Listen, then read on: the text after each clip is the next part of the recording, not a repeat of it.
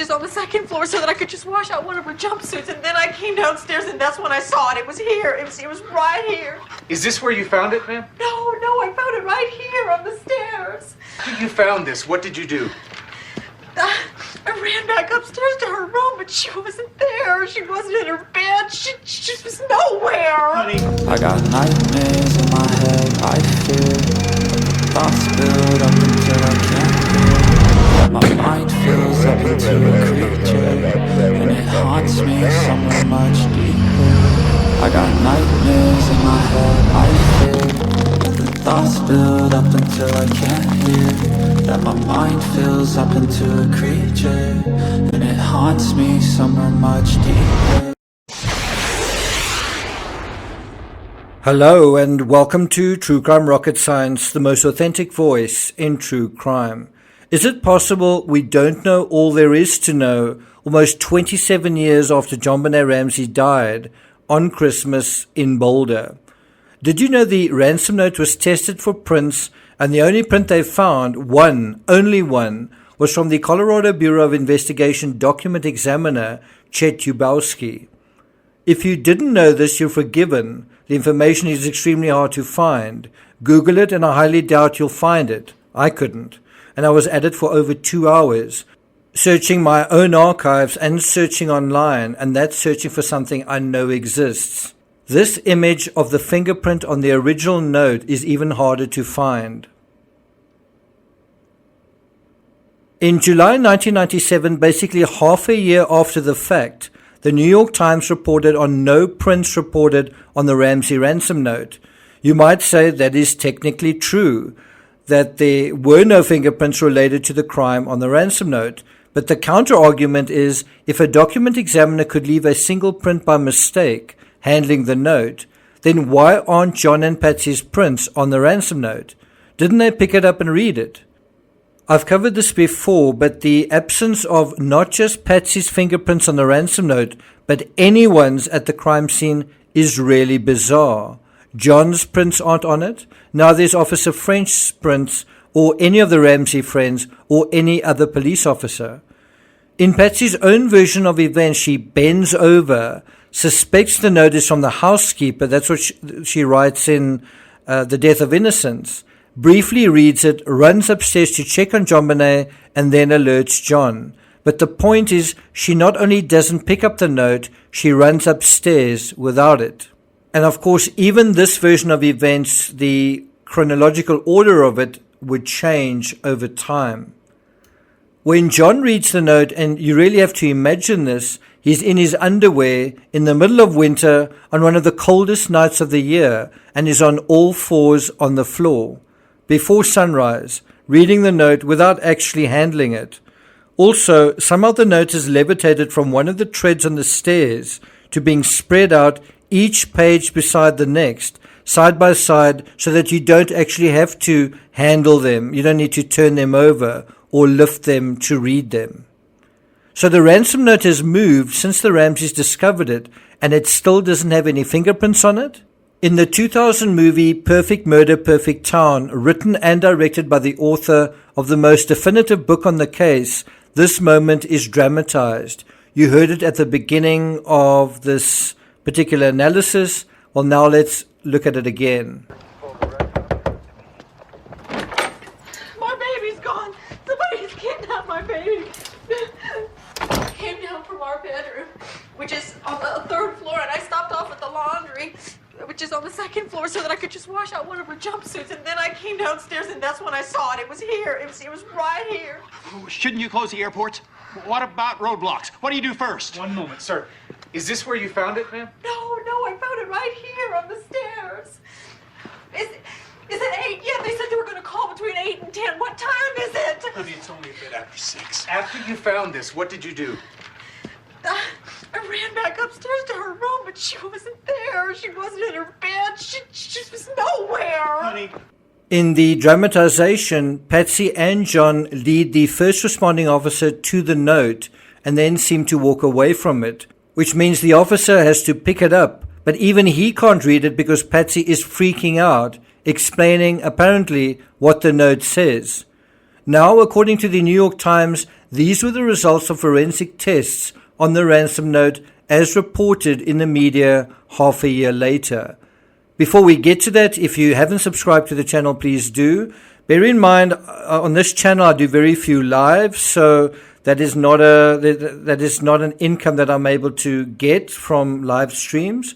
And so I do appreciate thanks, if you hit the thanks button.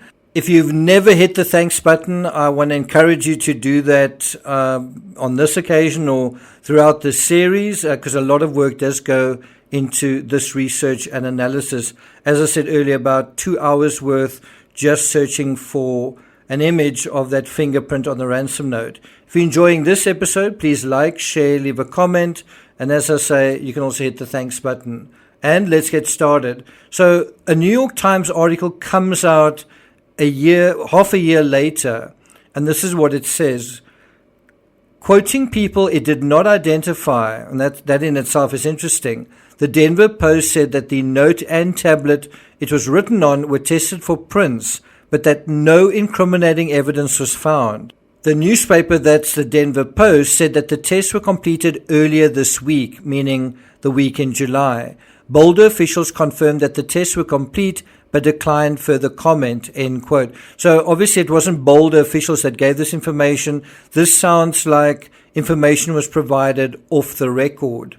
Now, it's true that no incriminating evidence was found on the note, besides 3 pages of handwriting, 353 words, and a semantic orgy within the text itself. But the absence of evidence is evidence.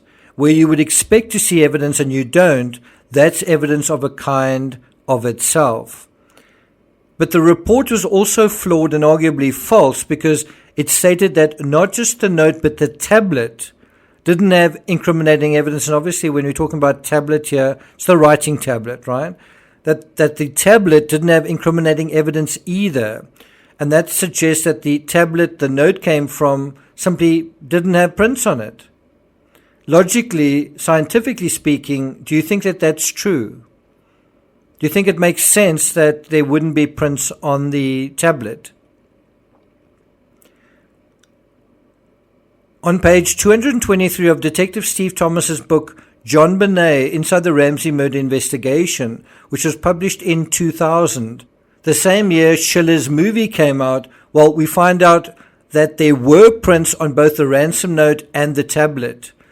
In terms of the tablet, there was a print belonging to Sergeant Whitson, another belonged to the CBI's Ubowski, that's the Colorado Bureau of Investigation officer, and then there were 5 additional prints that came from Patsy Ramsey.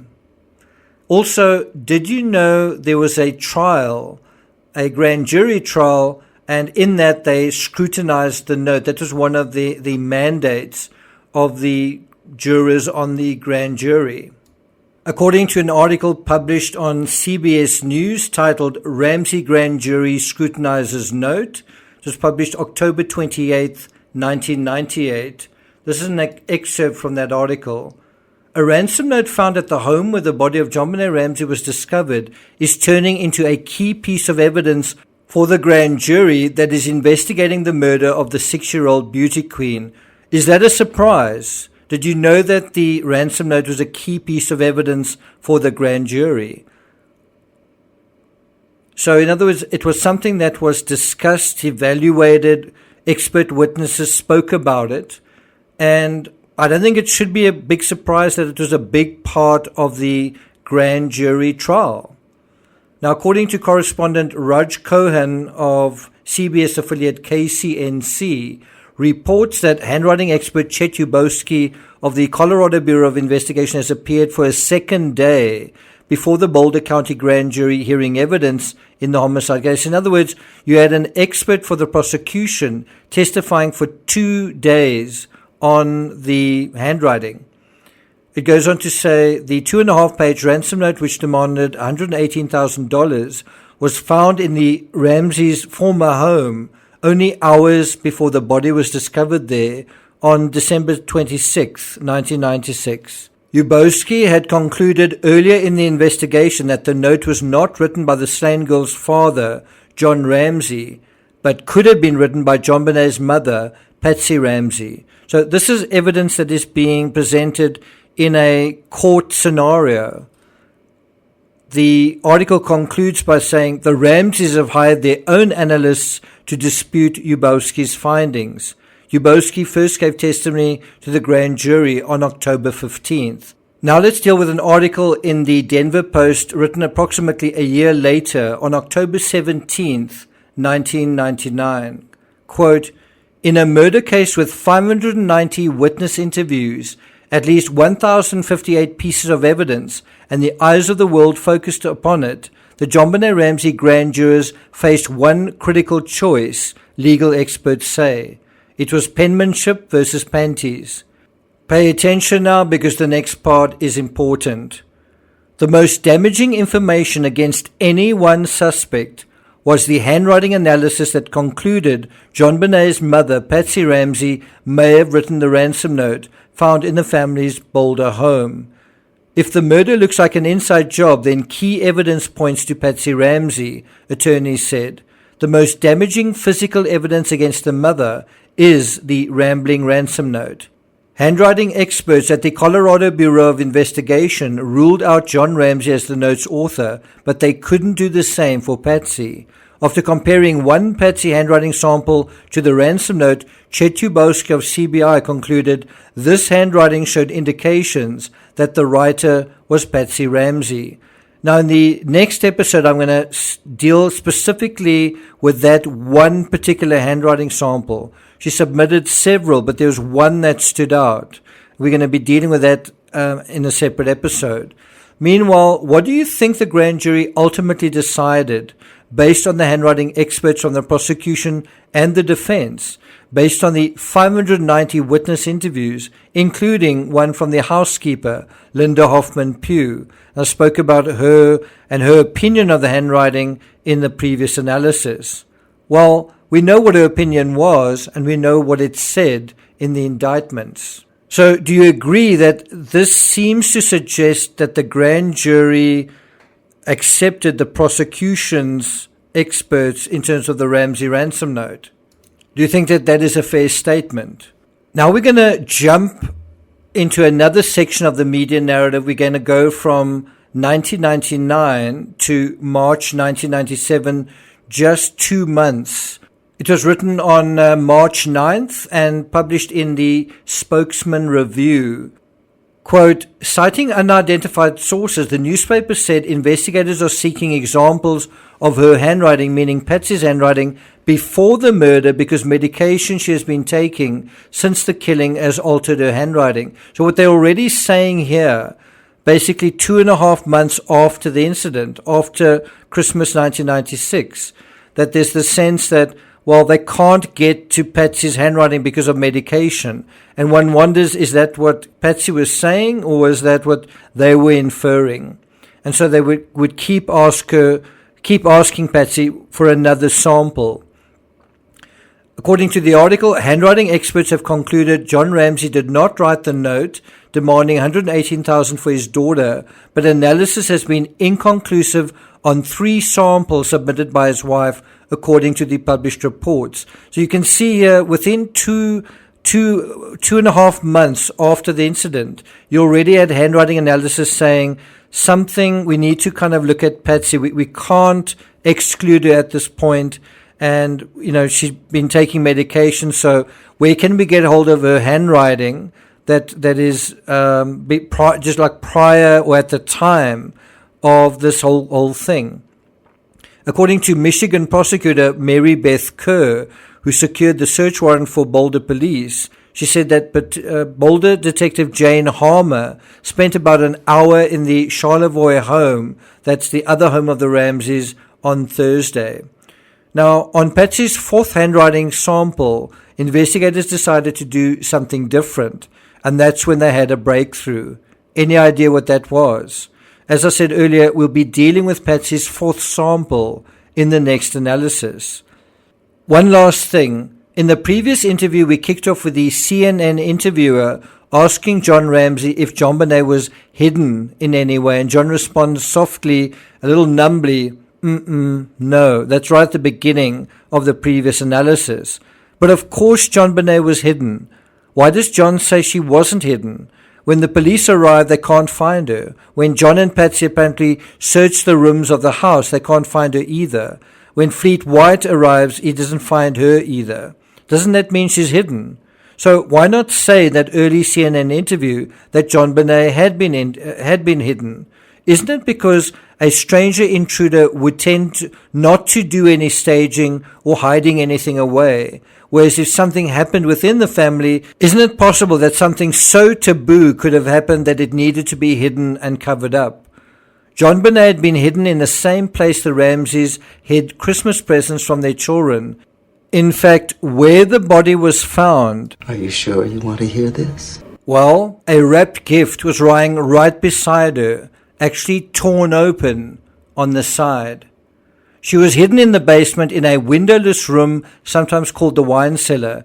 It's very important to be explicit about whether John Bonet was hidden or not, because on the one hand you have a lengthy ransom note very obviously left behind, which becomes a proxy for John Bonet itself. Only in the reality of the situation, it turns out the ransom note itself isn't real. What it purports to have done in the note isn't true either, because John Bonet hasn't been taken, she hasn't been kidnapped, and no one calls to collect any ransom. So why would someone leave a ransom note without either wanting to collect a ransom or failing to actually complete the kidnapping? Which begs the question, is there a kidnapper? Or is this a staged kidnapping? And is the Madeleine McCann case that followed around about 10 years later the same thing, a staged abduction?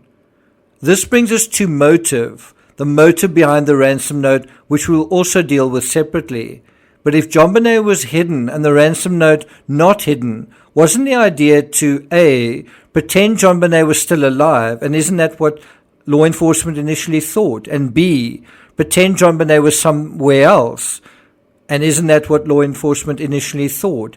And C, pretend someone else outside of the house had taken her, and isn't that what law enforcement initially thought? And finally D, and wasn't the presence of the ransom note to D counter the obvious assumption, if there was no ransom note, that John Bonet had been found strangled in her own home? And what would you have thought then? And isn't that what it succeeded in doing as well? Let me ask you again, is it possible we don't know all there is to know almost 27 years after John Bonet Ramsey died on Christmas in Boulder? Thank you for listening, and I'll see you guys next time.